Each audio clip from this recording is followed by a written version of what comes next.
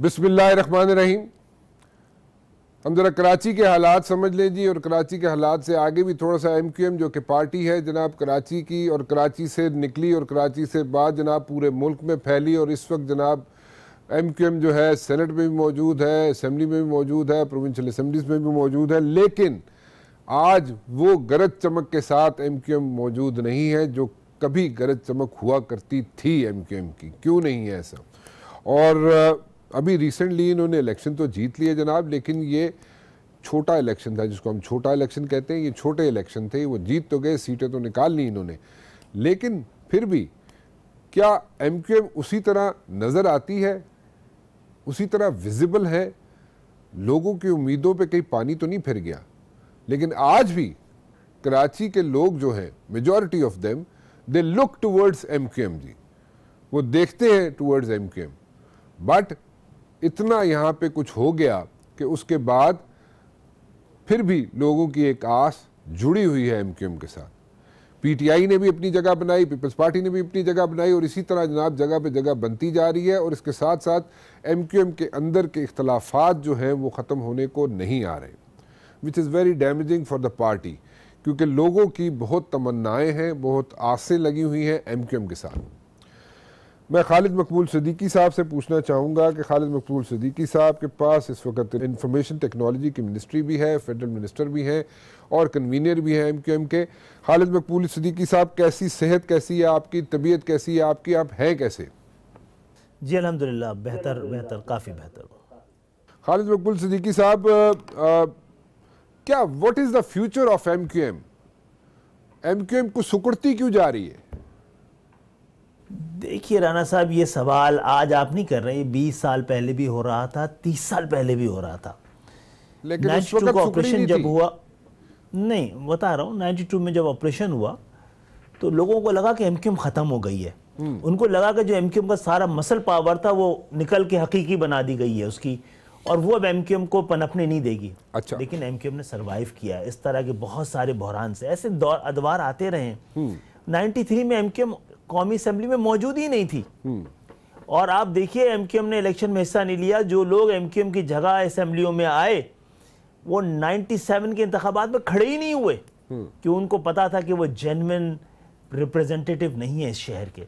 तो देखिए, मैं समझता हूँ किसी मसनूई इंतज़ाम के ज़रिए MQM को रिप्लेस नहीं किया जा सकता। असेंबलियों में MQM की क्या तादाद है, इससे MQM के मुस्तकबिल पे कोई फ़र्क नहीं पड़ने वाला है। आज MQM अगर तकसीम नज़र आती है तो ये भी मसनूई तरीके से तकसीम हुई है। और मुझे कहने दीजिए, एक वक्त था MQM से पहले का कराची, सिंध के शहरी इलाके, जब सिंध के शहरी इलाकों का आप यह कह लीजिए महाजरों का या उर्दू बोलने वालों का मैंडेट तकसीम रहता था। 70 में शायद 7 सीटें थी कराची की, 2 जमात इस्लामी के पास थी, जो 2 जमीयत उलमाए पाकिस्तान के पास थी, 2 पीपल्स पार्टी के पास थी, एक आज़ाद उम्मीदवार अंसारी साहब थे। यही सूरत हाल उसके बाद के इलेक्शन 77 में भी रही, 85 में भी रही। जब महाजर वोट तकसीम था, मैंडेट तकसीम था, वो तकसीम तो लोग कहते थे महाजर जो है वो मेन स्ट्रीम पॉलिटिक्स में है। फिर महाजर सब इकट्ठे हो गए, लोगों को बुरा लगा, उन्होंने कहा MQM तो अब महाजरों की आवाज़, सिंध के शहरी इलाकों की आवाज़ अब मेन स्ट्रीम में नहीं है, MQM को मेन स्ट्रीम में आना चाहिए, लिसानी सियासत छोड़ देनी चाहिए। जबकि मुझे अपने सीने पर हाथ रख के बताइए, कौन सी पाकिस्तान की ऐसी पार्टी है जो अपने कोर के लिहाज से लिसानी ना हो? मैं इसकी तफसीलात में नहीं जाऊँगा। ANP से कोई नहीं कहता है कि ये लिसानी जमात है।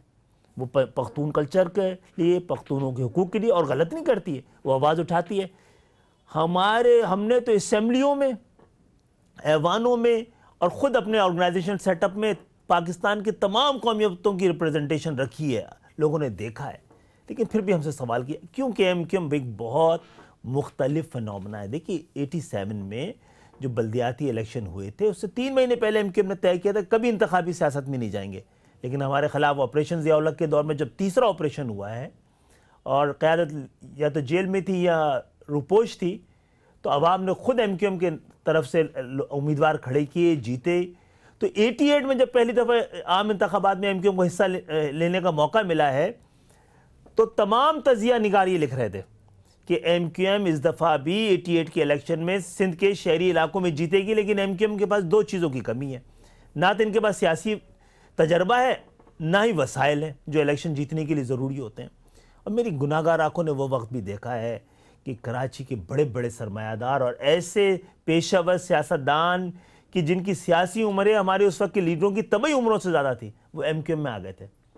MQM ने कभी दावा और वादा नहीं किया था अपने कारकुनों से कि हम उनको टिकट देंगे या गरीबों को टिकट देंगे। MQM के मंशूर में ऐसा कुछ भी नहीं लिखा हुआ था। लेकिन 88 का जब इलेक्शन हुआ तो मिडिल क्लास के लोगों को खड़ा करके दरअसल हमने अपने लिए मुश्किलात में बहुत इजाफा कर लिया। ये तबकाती जो जद्दोजहद शुरू की है ना, यही MQM का असल जुर्म है। अच्छा खालिद मकबूल सिद्दीकी साहब, एक तो मैं आपको बीच में इंटरप्ट नहीं करना चाह रहा था क्योंकि आप हिस्ट्री बता रहे हैं पूरी MQM की, मैं उससे उसको मैं उस पर आर्गू नहीं कर सकता। पहलू बताया मैंने, पहलू बताया बड़ा अहम। ओके फाइन, मतलब आपने जो कुछ बताया बिल्कुल ठीक बताया, उसमें कोई गलती नहीं है, कोई गलत नहीं बात, गलत बयानी से कोई काम नहीं लिया आपने, बिल्कुल ठीक कह रहे हैं आप। बट देन अगेन उस वक्त लीडरशिप कोई और थी। उस वक्त ये सारा जो किस्सा आप बता रहे हैं 87 से लेके 92 का भी किस्सा और ये सारे किस्से जो आप बता रहे हैं, उस वक्त क़यादत कहीं और थी, क़यादत कोई और कर रहा था पार्टी की, नंबर 1। नंबर 2, जो मसाइल अब खड़े हुए हैं वो ये हैं कि यहाँ पे आमिर खान साहब के साथ भी कुछ लोग हैं जो कि तादाद में ज़्यादा हैं, कंवर नवीद जमील साहब के साथ कुछ लोग हैं, उनकी भी एक अपना ग्रुप है वहाँ पे, फैसल सब्जवारी साहब के साथ भी कुछ लोग हैं, आपके साथ भी कुछ लोग हैं। सो एक ऐसे लगता है जैसे एक जमात, उसके अंदर 4-4 ग्रुप्स बने हुए हैं और इफ़ समबडी पुल्स आउट, मतलब इन चारों में से या 5 फॉर दैट मैटर कोई भी अगर पुल आउट करता है इस जमात से तो फिर एक और ग्रुप बनने की मसला पैदा हो जाता है। जो आपने नाम लिया है उतना ही बड़ा नाम कोई और भी था, उनके जाने से क्या फर्क पड़ गया? देखिए ग्रुप किसे कहते हैं? आप फारूक सत्तार की बात कर रहे हैं, मैं फारूक सत्तार की बात कर लेता हूँ। ये जरा मैं इस पे जो एग्जिस्टिंग लोग हैं उनकी बात कर रहा हूँ। So what do you think now at that time? जो आपने प्रीवियस बात की उसमें तो चले क़यादत कोई और थी, उस वक्त तो चले कुछ और सिचुएशन थी, अभी सिचुएशन कुछ और है।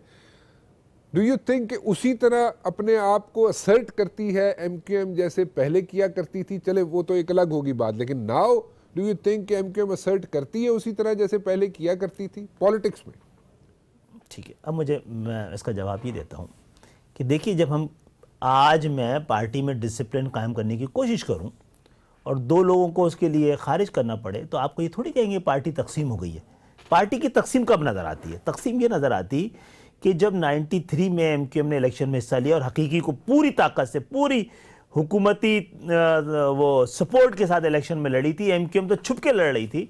अगर उसने 10 से 15% भी वोट काट लिए होते तो आप कहते कि MQM तकसीम हुई है। MQM टोटल सिंध के शहरी इलाकों का मैंडेट उस वक्त की MQM के पास भी था। आज सुकड़ कर चले 7 लोग हैं, लेकिन है MQM के किसी और धड़े के नहीं है, तो ये तकसीम नहीं हुई है। अगर हम कुछ लोगों को डिसिप्लिन से निकालें और आप उसको खड़ा कर दें, जमा कर लें, ताकत बना के जाहिर करें, तो भाई इसका कुछ नहीं किया जा सकता। ये तजर्बे बहुत कुछ होते रहे, पाकिस्तान पीपुल्स पार्टी और मुस्लिम लीग समेत सबको इस तरह तकसीम किया गया है, लेकिन जो मेन स्ट्रीम पार्टियां रही हैं वो ताकत रही हैं। ये दौर है, ये गुजर जाएगा। देखिए MQM ने भी कोई हमेशा के लिए सिंध के शहरी इलाकों के लोगों का मैंडेट जो है लिखवा के नहीं लाई है। नालायकियाँ करेगी तो लोग अपना मैंडेट को, अपनी सपोर्ट को बदल देंगे, लेकिन कोई मसनूई तरीके से रिप्लेस नहीं हो पाएगी। देखिए, लेकिन मेरा ईमान ये है, मेरा यकीन ये है कि MQM को जो भी रिप्लेस करेगा वो MQM से बेहतर होगा। वो सिंध के शहरी इलाकों के मसाइल को ना सिर्फ हमसे बेहतर समझता होगा, बल्कि हमसे ज़्यादा ज़ोर से आवाज़ उठा रहा होगा, हमसे ज़्यादा उन मसाइल से नबर्द आजमा रहा होगा। तो वो वक्त बताएगा। मुझे नहीं लग रहा, मुझे ऐसा लग रहा है कि बहुत बेहतर, छोटी तो हो गई है लेकिन ये बिखरी नहीं है, निखर रही है। ये इसके अंदर तो खुद एहतसाबी का एक अमल हुआ है। एक नई MQM जो है मुंतज़िर है सामने आने में, आप भी देखेंगे, वक्त भी देखेगा। खदशात आपके दुरुस्त हैं, आपके सवालात भी बड़े दुरुस्त हैं कि इस मरहले से गुजरने में लगता यह है कि शायद सर्वाइव ना कर पाए, लेकिन मेरा यकीन है कि MQM ज़रूर सर्वाइव करेगी अगर उन्हीं उसूलों पे खड़ी रही। जिसमें कारकुनों की इज्जत होती थी, इनकी अहमियत होती थी और मिडिल क्लास की पॉलिटिक्स की जाती थी। तो मैं समझता हूँ अभी करने के लिए बहुत कुछ है एमक्यूएम के पास। अच्छा, दो चीज़ें आपने जिक्र की खालिद साहब। एक आपने कहा जी कि आर्टिफिशियल तरीके से, जिस तरीके से यानी कि मैनेज करने की कोशिश की जाती है पार्टी को, मैं किसी एक तरफ नहीं जा रहा, किसी का नाम नहीं ले रहा, लेकिन आर्टिफिशियल तरीके से आपने कहा जी जब भी पार्टी को मैनेज करने की कोशिश की जाती है, और सिर्फ एमक्यूएम नहीं, किसी भी पार्टी को आप किसी को करें, भी ऐसे ही होता है। Right now I am talking about MQM. MQM को अगर आर्टिफिशियल तरीके से मैनेज करने की कोशिश की जाएगी तो वो कुछ से देर पा उसके नताइज नहीं होंगे, वो टेम्परेरी एक फेज होगा। इस चीज देख लिया आपने 2018 में भी देख ही लिया ना आपने। जी ठीक है, मैं आप ही की बात पे दोहरा रहा हूँ जी। आर्टिफिशियल होगा अगर ये फेज, तो कौन लोग हैं, मैं एस्टेब्लिशमेंट या मिलिट्री एस्टेब्लिशमेंट की मैं बात नहीं कर रहा, आपके अंदर से कोई ऐसी चीज़ है जो उस चीज़ पे मजबूर कर देती है कि जनाब वो एक दूसरा एक ग्रुप बन जाए, या वो खुद जो ग्रुप, जैसे फारूक सत्तार साहब हैं, let me put it this way, Farooq Sattar साहब ऑन हिज ओन क्या नाराज़ होकर चले गए, या उनको डिसिप्लिन उनका ख़राब हो गया अचानक, जबकि उस वक्त जब उन्हें बिल्कुल पार्टी जो थी उसकी समझ नहीं आ रही थी, जब एक आपकी क़यादत ने एक ऐसी तकरीर कर दी जिसकी वजह से एक इशू बन गया, सो उस वक्त तो उन्होंने संभाल ली। अभी क्या मसला था, अभी what is the issue, the real issue, the inside issue, वो बताइए। देखिए मामला ये है कि 22 अगस्त को जो कुछ हुआ ना, पाकिस्तान की तारीख में नहीं हुआ कि किसी जमात ने, उसकी तमाम लीडरशिप ने अपने बानी लीडर को पाकिस्तान की हुर्मत पर उनको खैरबाद कहा और पाकिस्तान की हुर्मत और पाकिस्तान के नाम के साथ खड़े रहे। अच्छा, ये इतना बड़ा टर्निंग पॉइंट था, बल्कि एक समझ लें अर्थ क्विक था, कि बाद में उसके आफ्टर इफेक्ट थोड़े बहुत आने थे। तो उसके बाद जो थोड़ा बहुत हुआ है वो उसके आफ्टर इफेक्ट। एक नाम जो कि 30-35 साल से था, लोग आदी थे, उसी के साथ जुड़े थे, वही नाम था, उसी की तस्वीरें थी, तो ये बहुत बड़े उसमें से निकले हैं। और फिर ये तय करके कि अब कोई एक नाम नहीं होगा ऐसा, अब एक मिल के चलेंगे, तस्वीरें नहीं होंगी, नारे नहीं होंगी, अब शख्सियात के, एक नई एमक्यूएम का आगाज़ होगा। तो उसके अंदर अब चंद मरहले आए हैं मुश्किलात के, हो सकता है चंद और आए, लेकिन आखिर में एमक्यूएम एक मजबूत, मुनज़्ज़म, चाहे छोटी हो, वो आगे की जानी बढ़ेगी और वक्त के साथ साथ बढ़ती चली जाएगी। जो लोग 70 साल से पाकिस्तान की सियासत पर काबिज़ हैं, चेहरे बदल बदल के आते हैं, उनके लिए एमक्यूएम बहुत बड़ा चैलेंज बन सकती है बाद में भी। तो उनको तो लगेगा एमक्यूएम लिंक है, कहीं से ताल्लुक़ है, जनाब ताल्लुक़ नहीं है, वरना धमकियाँ नहीं मिल रही होती, निशाना न बनाया जा रहा होता। कोई फ़ायदा नहीं है एमक्यूएम को, कोई ऐसा खौफ नहीं है कि हम जुड़े रहें कहीं और के साथ, जहाँ से जुड़ा नहीं रहना चाहिए।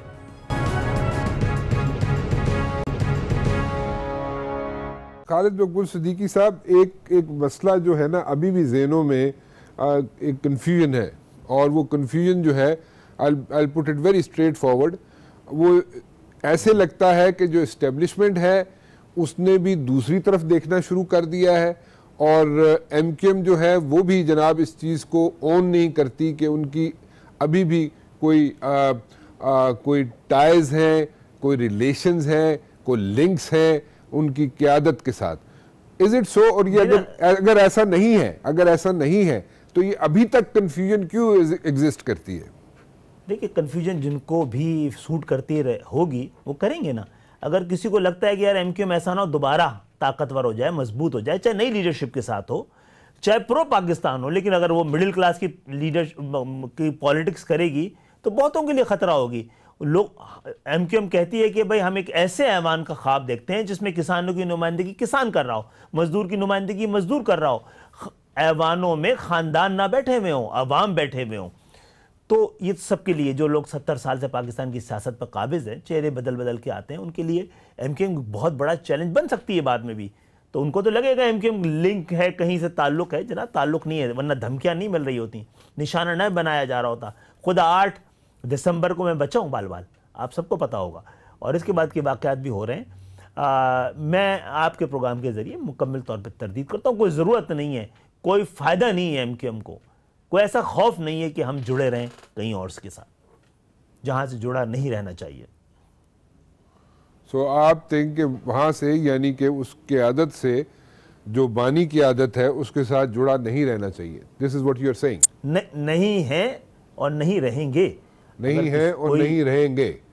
सो ये मतलब कि जो ये आपने कई दफ़ा क्लियर की, आपकी पार्टी की रिप्रेजेंटेशन ने कई दफ़ा आके टीवी पे ये क्लैरिफाई भी किया और हर जगह पे हर फोरम पे आप लोगों ने क्लैरिफाई किया। मुबशर भाई देखिए, एमक्यूएम का तो मसला ये रहा कि एमक्यूएम को तो सबसे ज़्यादा मुकाबला जाली तौर पर इसके बनाया गया जो एक परसेप्शन है ना, उससे लड़ना पड़ रहा है एमक्यूएम को सबसे पहले। अब लोग कहते हैं देखिए perception is greater than reality, तो भाई इट्स इज अनफॉर्चुनेट कि रियलिटी से भी बड़ी कोई चीज़ हो, झूठी चीज़ हो, जो उसका कद इतना बड़ा हो गया हो।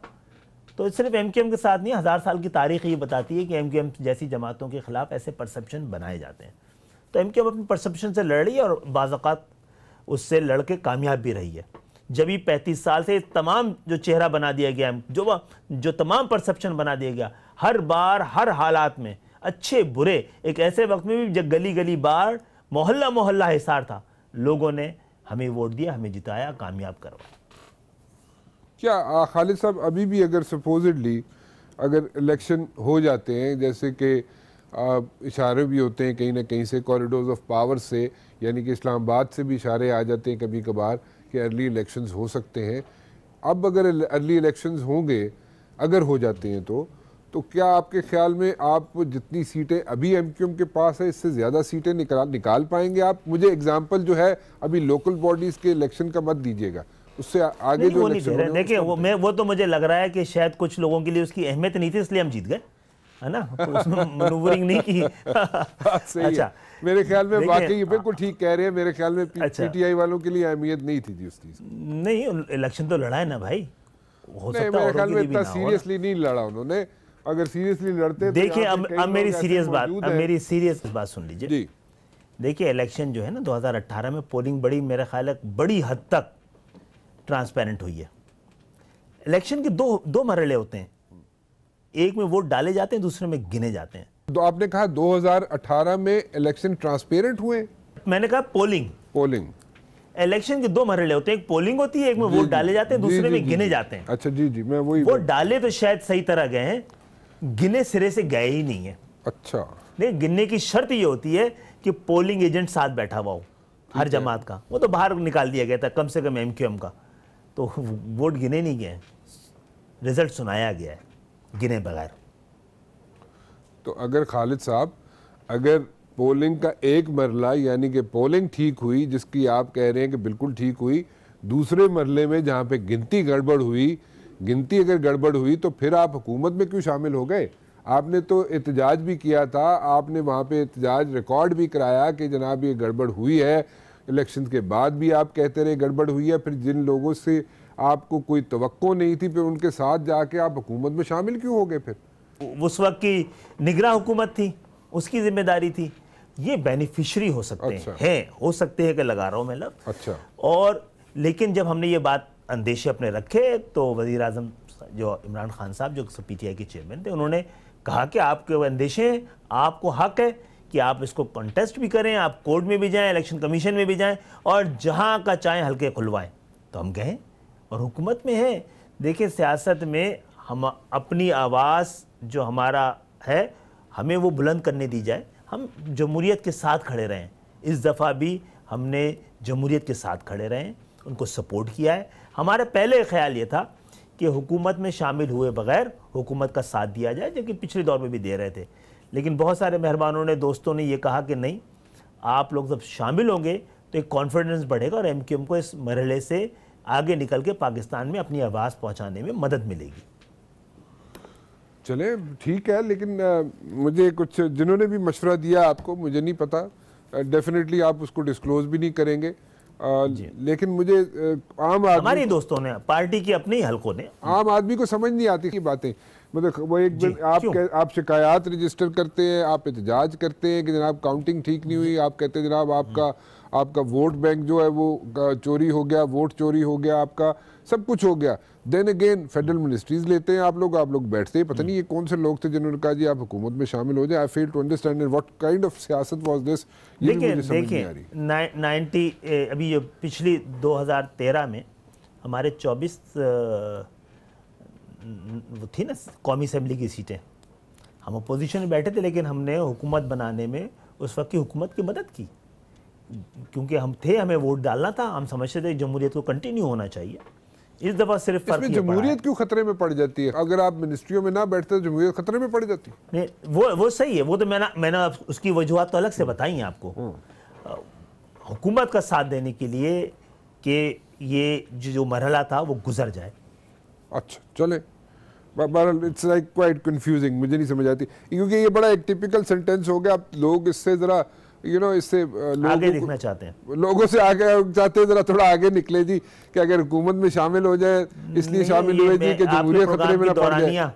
आपके प्रोग्राम की दौरानियाँ जाती थी, वरना पाकिस्तान की तारीख इसी से भरी है। हमने कुछ उसूलों के साथ इस तरह के काम किए हैं, अपने मुतालबे रखे हैं। सिंध के शहर देखें, इस दफ़ा तो हुआ ये है, कमाल ही हुआ है कि पूरे सिंध के शहरी इलाके हैं उनको डिसफ्रेंचाइज किया गया है। उनको एक तो कम गिना गया, आधा गिना गया, और जो आधा गिना गया उसमें भी जो हल्का बंदियाँ थी मज़ीद आधा कर दी गई। तो सिंध के शहरी इलाकों की नुमाइंदगी असम्बलियों में, ऐवानों में 25% रह गई है। हमें इन तमाम ज़्यादतियों का ज़ाला करना था। वोटर लिस्ट भी गलत बनाई हुई है।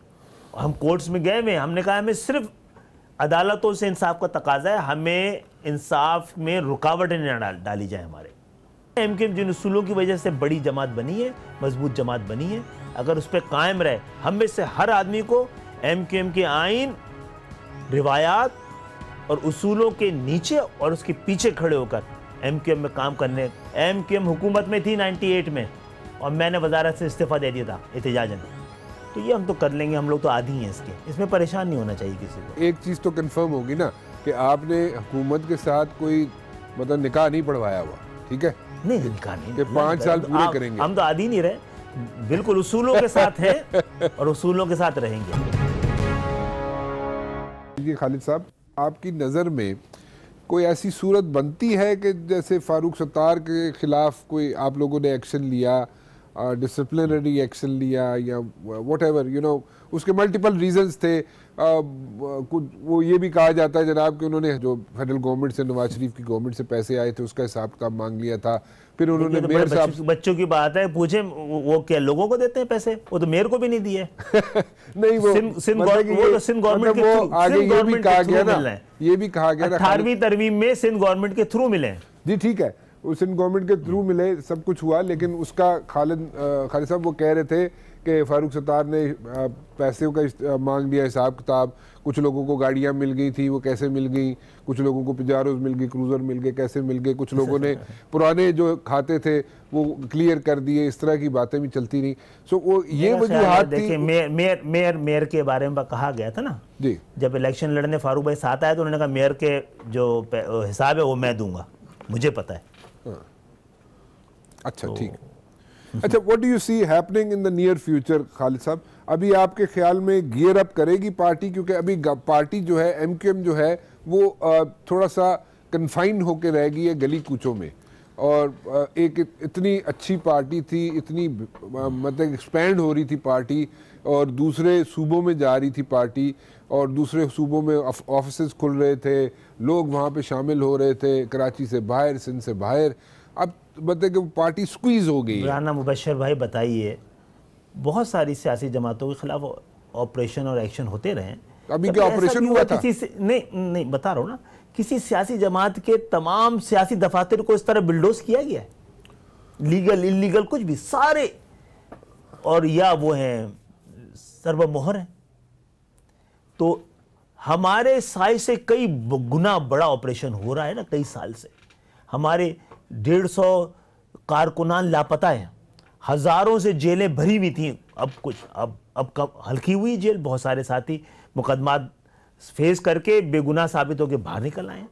एमकेएम रिवाइव कर रही है आहिस्ता आहिस्ता, लेकिन फिर कह रहा हूँ एक सियासी जमाती है ना, गलतियां भी कर सकती है, आगे बढ़। हमें उम्मीद है कि हम उसूलों पे रहें। एमकेएम जिन उसूलों की वजह से बड़ी जमात बनी है, मजबूत जमात बनी है, अगर उस पर कायम रहे, हम में से हर आदमी को एमकेएम के आइन, रिवायात और उसूलों के नीचे और उसके पीछे खड़े होकर एमकेएम में काम करेंगे तो इंशाअल्लाह ताला एमकेएम फिर सर्वाइव करेगी, आगे बढ़ेगी, और इवन पाकिस्तान के लिए एक उम्मीद की किरण बनेगी। आपने कहा कि वर्कर्स जो हैं आपके मिसप्लेस्ड हैं, दे आर मिसिंग, तो यहाँ पे कई लोग ऐसे भी हैं जो कहते हैं, और फारूक सत्तार साहब भी कह चुके हैं कि जो मिसिंग लोग थे उनको निकाला भी गया, उन्होंने रिवाइव भी करवाया, उनको छुड़वाया भी उन्होंने।